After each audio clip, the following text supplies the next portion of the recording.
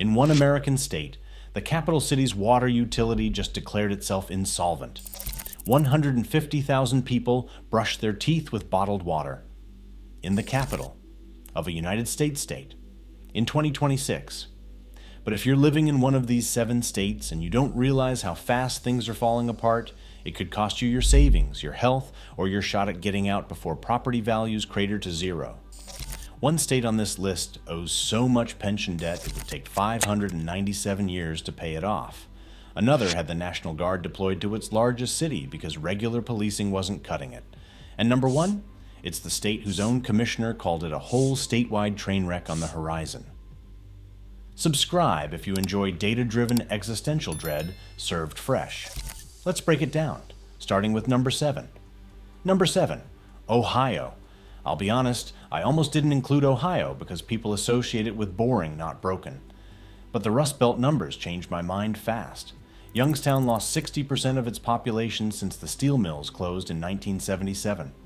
Cleveland dropped from 914,000 residents to 388,000. Ohio's U-Haul ranking plummeted 29 positions in a single year, the largest drop of any state in 2025.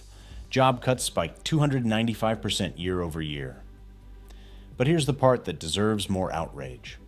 In East Palestine, 2 years after the Norfolk Southern train derailment, a University of Pittsburgh study found that 73% of tested residents meet clinical criteria for Gulf War illness. Then in March 2026, the EPA discovered a subcontractor had been falsifying groundwater samples at the cleanup site.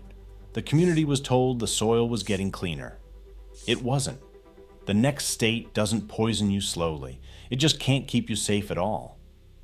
Number 6, New Mexico. This state holds 3 number 1 rankings and none of them are good. Highest violent crime rate in America at 717 per 100,000, nearly double the national average. Highest property crime rate, and the worst child poverty rate at 27.5%. Albuquerque's crime runs 170% above the national average, and in 2025, the governor deployed the National Guard because standard law enforcement wasn't enough. New Mexico also has the deadliest roads in the country, and K-12 education ranks dead last nationally with a 71% graduation rate, and that's not even the worst part. In July 2025, a campus shooting at the University of New Mexico killed a 14-year-old. The state's proposed response was a $1 billion mental health trust fund because nobody believes policing alone can fix what's broken here. I personally think New Mexico is the most overlooked crisis on this list. Everyone talks about Mississippi. Nobody talks about New Mexico.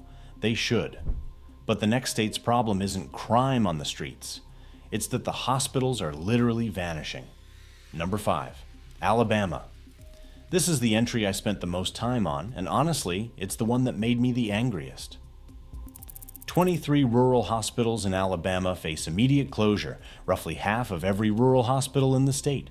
71% of all hospitals operate at a loss. Only 15 statewide still offer full labor and delivery services, and 4 maternity wards shut down in the past year alone. But the data doesn't tell you what it actually feels like to live there. In the Black Belt, 17 counties stretching across south-central Alabama, there is 1 doctor for every 3,500 residents. National average is 1 per 1,300. Alabama never expanded Medicaid, leaving 200,000 people in a coverage gap. Life expectancy statewide is just 72 years. When Thomasville Regional Medical Center in Clark County closed, the nearest hospital moved over 20 minutes away. Lawrence Medical Center permanently shuttered its emergency room in May 2025. If you have a heart attack in rural Alabama, the ambulance ride might be the last trip you take. If this research is helping you make smarter decisions about where to live, hit subscribe. Think of it as health insurance for your brain. Now, the next state's problem isn't hospitals closing. It's math. Very, very bad math. Number 4, Illinois. I need you to sit with this number for a second. Illinois owes $143.5 billion in unfunded pension liabilities. The funded ratio is just 47.8%, second worst in America. If the state paid an extra $1 million every single day, it would take 597 years to close the gap. I checked that number twice. It's real. Those numbers are bad. What comes next is worse. The pension debt lands directly on homeowners through the highest effective property tax rate in the nation. Cook County property taxes jumped 16% in 2025. Over 80% of Chicago's property tax levy goes straight to pensions. Chicago alone carries $56 billion in unfunded pension liabilities, more than 44 entire states combined. And here's a preview of where this is heading. In October 2025, the city of Harvey, Illinois, population roughly 20,000, declared itself a financially distressed city, $164 million in debt. A 52% property tax collection rate. They furloughed over 40% of their workforce, including police and firefighters. Harvey lost 40% of its population in 25 years, and it won't be the last Illinois city to make that call.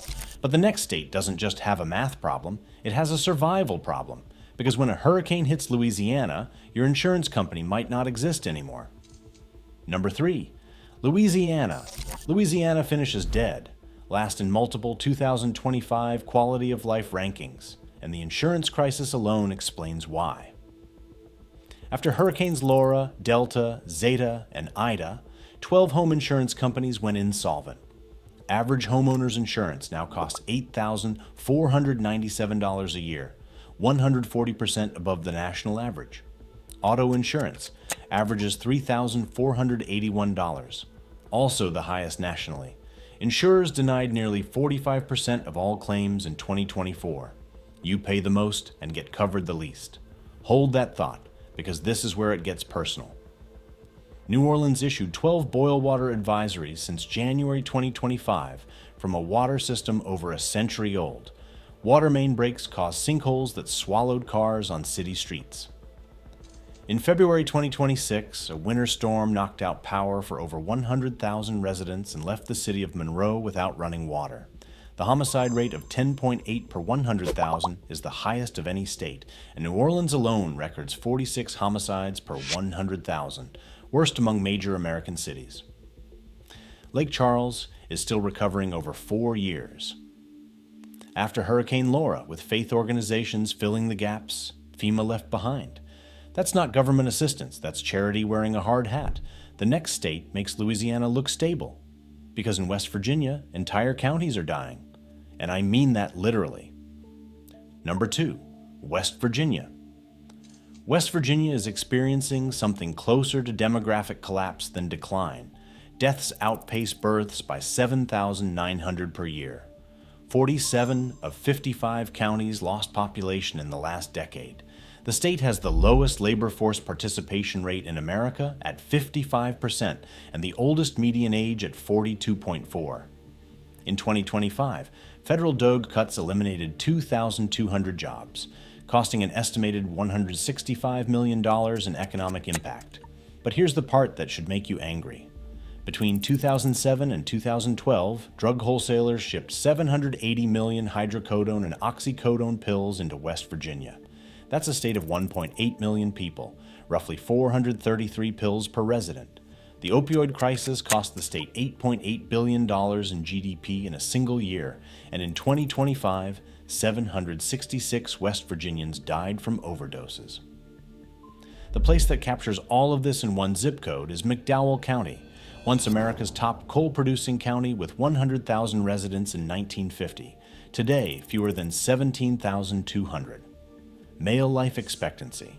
There is 63.9 years, the lowest of any county in the United States, comparable to developing nations. Only 5.8% hold a bachelor's degree.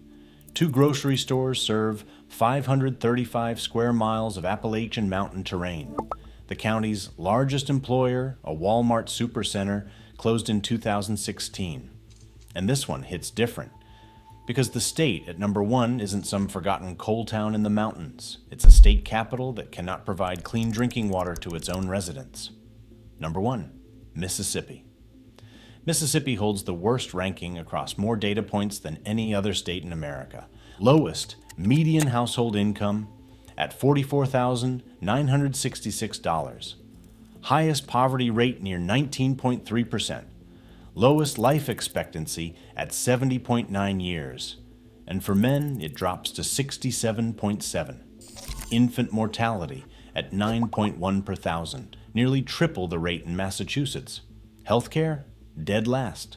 Education, 49th. But those are just rankings on a spreadsheet. What's happening on the ground in Jackson, Mississippi is something else entirely. 150,000 residents in the state capital have been living through a water crisis since 2022. Over 750 boil water notices since 2016. People cook with bottled water and bathe their children in water they don't trust. The water utility, JXN Water, declared itself insolvent in 2025, losing $3 million every month. Some residents received water bills for $37,000 and even $70,000 due to billing system errors. 500 million gallons of raw sewage leaked into the Pearl River. I spent 3 hours going through Mississippi's infrastructure reports, and what I found floored me. Nearly 60% of the state's 1,000-plus drinking water systems committed violations in the last 3 years. 1 in 3 sewer systems violated pollution limits. Mississippi needs $9.4 billion in water and sewer repairs. It's received $1.2 billion. As one state commissioner warned, and this is the line that kept me up researching, this state is nothing but a big Jackson, a whole statewide train wreck on the horizon. These 7 states share a reinforcing cycle. People leave, the tax base erodes, services deteriorate, more people leave. The Census Bureau projects Mississippi, West Virginia, and Illinois will see consistent decline through 2050, and 756 rural hospitals nationwide sit at risk of closure. Click either videos on screen if it interests you. I'll see you there.